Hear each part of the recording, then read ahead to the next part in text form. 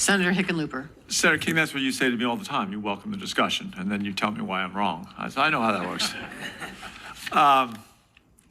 Let me start with Mr. Wood, and I certainly don't always, when I do try to glance through people's resumes the night before, and I did not go to Middlebury, but I went to Wesleyan University, a similar school. We had no major in fishing and hunting and political science.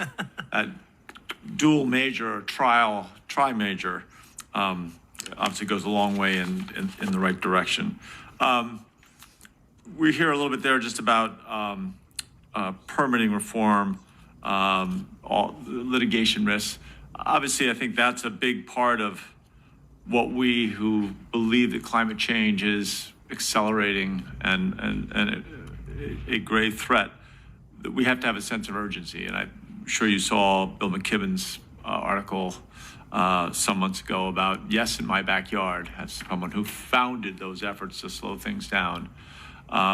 What's your sense of opportunities to reform judicial reform or judicial review of permitting in ways that protects a community's ability to challenge projects for valid reasons, but at the same time making sure that those developing our future minerals that we need to combat climate change, to make sure that we can get those minerals and that they can have long-term certainty and be willing to expend those billions of dollars of capital?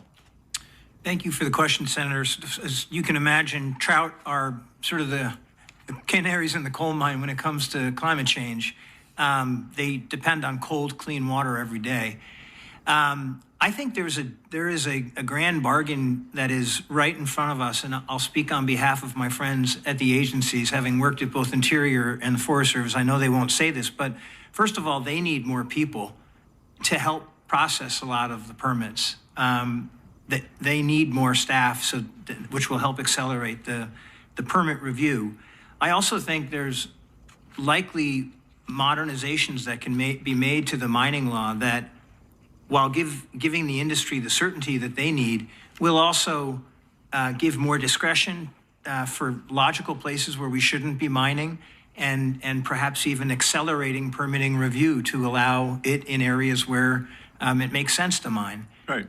And of course, I would be remiss not to say, whether it's net or gross, there needs to be a royalty so we can deal with these legacy issues that are polluting our rivers and streams. No, I think, and I understand, I never heard what Mr. Haddock described as the causality behind it, the difference between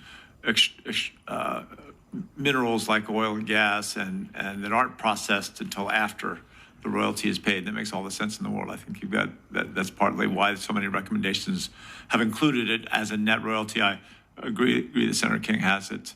A challenge for a lot of people, they do think of net as a way to obfuscating, but clearly in this case like this, the revenues that are received for selling the mineral products is pretty easy to measure. Mr.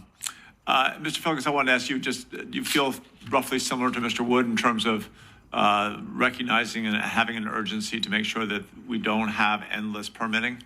Certainly. In the Interagency Working Group's report that came out a few months ago, we had a number of recommendations for how to make the permitting process more efficient. Good. I appreciate that.